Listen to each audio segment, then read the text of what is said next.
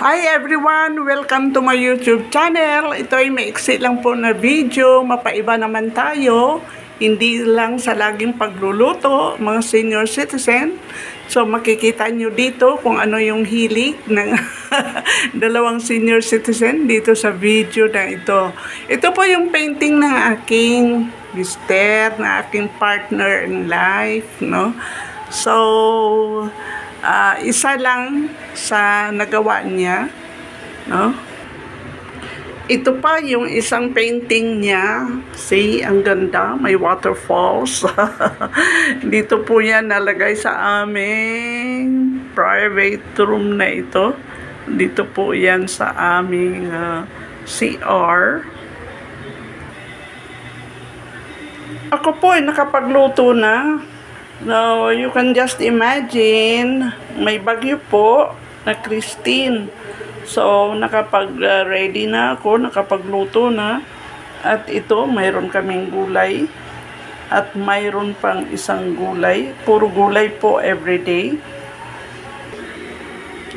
From afar, no? Listening to music. Habang mayroong tayong maiksig o kaya yung very mellow music, no? Yung aking hobby ay nagpipainting. Na nakita nyo kanina yung horse, yun ang isa sa mga paintings niya, at saka yung waterfalls. At ito po siya.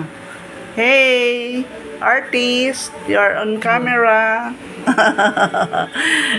So sa second stage pa lang po siya, bago pa lang po ito, horses again, kasi mayroon siyang pagbibigyan ng special na tao nito.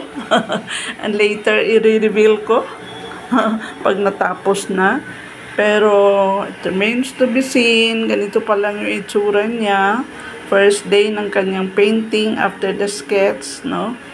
So, horses again, kasi yan ang pinaka the best para sa kanya na subject. Ako naman ay floral. So, makikita nyo ang sample ng aking mga gawa. Pero yung mister ko po ay nakapagbenta na po ito ng dalawang malalaking paintings, no? Yung iba kasi pag nakita ay nagustuhan, so kaysa ibibigay mo lang, because medyo tumaas na rin ang presyo ng canvas, ng mga acrylic paints, no? At saka yung time and effort na nilagay natin pag nagpipaint tayo. So kahit may bagyo, no, ay tuloy yung aming mga anti-stress activity ng mga senior citizen. So, mahilig po siya mag-drawing, mahilig po siya mag-paint, no? So, ito ang isa sa mga sample niya. So, itong daffodils ay gawa po niya. At saka yung waterfalls. At saka ito naman po ang aking gawa. Isa sa mga aking gawa. At mayroon pa ako ipakita, pero nakabit na sa dingding, sa medyo higher ng konti dito. Ito po yun, naisabit na, medyo mataas po siya. So ito po yung artist, very busy, concentrated sa ginagawa niya while watching TV.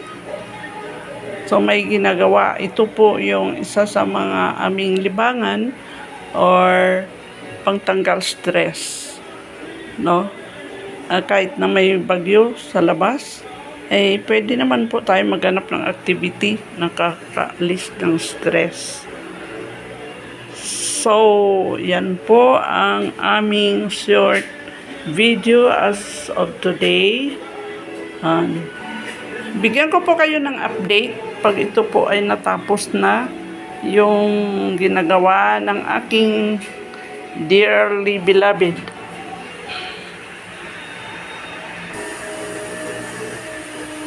Ayan! Thank you so much for watching my short video. See you in my next video.